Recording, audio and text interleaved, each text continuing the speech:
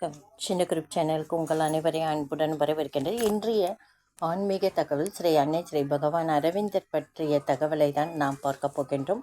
அன்பர்கள் அனைவருடைய பிரார்த்தனையும் ஸ்ரீ அன்னை ஸ்ரீ பகவான் அரவிந்தர் திரு பாதங்களில் சமர்ப்பணம் செய்கின்றேன். நம்பிக்கையான நியாயமான பிரார்த்தனைகள் நிச்சயமாக கைகூடும்.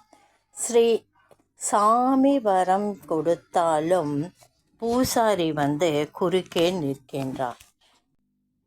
எம்பிஎஸ்சி பாஸ் செய்த பிறகு போஸ்டிங் வராது.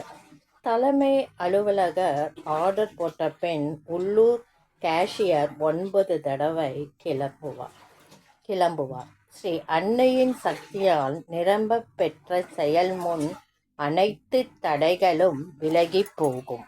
ஸ்ரீ அன்னையின் சக்தி ஒரு செயலில் நுழைந்து விட்டால் பலம் பெருச்சாலிகளை விரட்டி விட்டு வேகமாக செயல்படும். தாம் செயல்பட சாதகமான சூழ்நிலை இல்லை என்றால் தமக்கேற்ற சூழ்நிலையை ஸ்ரீ அன்னை ஏற்படுத்தி கொள்கின்றார். பழைய சந்தர்ப்பங்கள் மூலமாகவும் ஸ்ரீ அன்னை சக்தி செயல்படும். ஆனால் புதிய சந்தர்ப்பங்கள் மூலமாக செயல்படுவதை அது பெரிதும் விரும்பும். பொதுவாக ஸ்ரீ அன்னையின் சக்தி எப்படி செயல்படுகிறது, அதன் வழிவகை என்ன என்று நாம் புரிந்து கொள்ள முடிவதில்லை.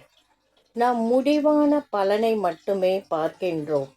நாம் இருளின் புதைந்துள்ளோம். ஸ்ரீ அன்னை மின்னலாக செயல்படுகின்றார்.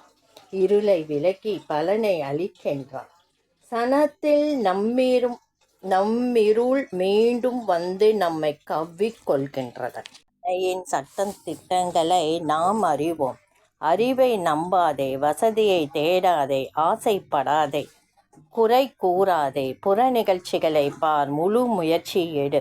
உண்ணும் உறங்கும் முன்னும், பேசும் முன்னும், செயல்படும் முன்னும் ஸ்ரீ அன்னையை நினைவு கூர்ந்து செயல்படு என்பதே அவர் சட்டங்கள். எளிய பக்தனால் ஆகக்கூடியதில்லை. இது பூரணமாக முடியவில்லை என்றால் பக்தன் ஒரு சிறிய செயலின் சோதித்து பார்க்கலாம். முறை எளிது. ஸ்ரீ அன்னையை அழைத்து செயலை சமர்ப்பணம் செய்து அதை ஸ்ரீ அன்னையின் சக்தியால் அளவிறந்து நிரப்பி பலன் கருதாது பொறுமையாக இருப்பதே முறை.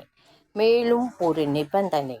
மேற்கூறிய 10 விதிகளையும் ஒரு சிறு செயலின் பூர்த்தி செய்யும் பொழுது பொதுவாக ஸ்ரீ அன்னைக்கு எதிரான எதையும் செய்தல் கூடாது என்பது முக்கியமான நிபந்தனை. இவற்றை பூர்த்தி செய்தால் ஸ்ரீ அன்னை செயலில் தரிசனம் வருகின்றது. ஜீவனற்ற செயல் உயிர் பெற்றிலும் உன் பிறந்த நாளன்று ஆசிரமம் போவது தடைப்படும் பொழுது உன் எதிரே ஒரு டாக்ஸி நின்று உன்னை அழைத்துச் செல்கின்றது. பெரும் புயலால் லட்சக்கணக்கான சேதம் ஏற்பட்டு ரூபாய் 50 கூட புரட்ட முடியாத நிலையில் உன்னை பிடித்து வலுக்கட்டாயமாக உன் கையில் ரூபாய் 5000 திணிக்கின்றது. உயிரை விட்டு வேலை செய்கின்றார். 2 நாள் வேலைக்கு அவருக்கு பெரும் லாபம் கிடைக்கிறது. 8 முறை ஃபெயிலானா பரீட்சைகள் 2இல் ஒரே சமயத்தில் உடனே பாஸ் வருகின்றன. மோசடிக்கு பேர் போன மக்கள் பங்கு பணத்தை தாமே முழுவதும் திருப்பி கொடுக்கின்றார்கள். 20ஆம் ஆண்டு தேடி கிடைக்காத வேலை 3 நாளில் 3 மடங்கு சம்பளத்துடன் வருகிறது. ஸ்ரீ அன்னை வந்த பின் தடைகள் தகர்ந்து போகின்றன. எனினும் பிடிவாதம், வக்கரபுத்தி, பொறுப்பின்மை ஸ்ரீ அன்னையின் செயல் வேகத்தை குறைக்கக்கூடியவை. மின்னல் வேகத்தில் வேலை நடக்கும் பொழுது தடை ஏற்பட்டால் என்ன குறை என்று யோசனை செய்தாலும் எங்கு தடை பரிசீலனை செய்தாலும் உடனே அது தென்படும். விட முடியாத பழக்கங்கள், வேண்டுமென்றே செய்யும் காரியங்கள் அத்தகைய தடைகளை உற்பத்தி செய்யும். அவற்றை கலைத்தால் மின்னல் வேகம் தொடரும். பழைய தடைகள் ஆத்ம சமர்ப்பணத்தால் விலகும். வேண்டுமென்று செய்யும் காரியங்களை விலக்க நாமே முன்வர வேண்டும்.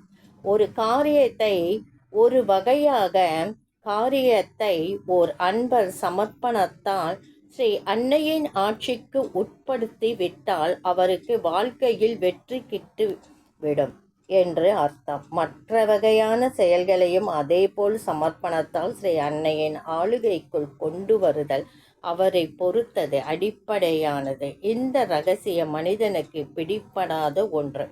ரகசியம் கிடைத்த பின் எந்த செயலையும் இதனால் வெற்றி காண செய்யலாம்.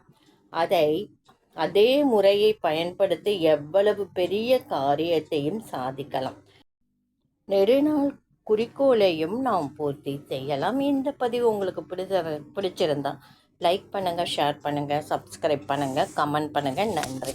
அடுத்த பதிவு இதை விட சிறப்பான ஒரு பதிவை பார்க்கலாம்.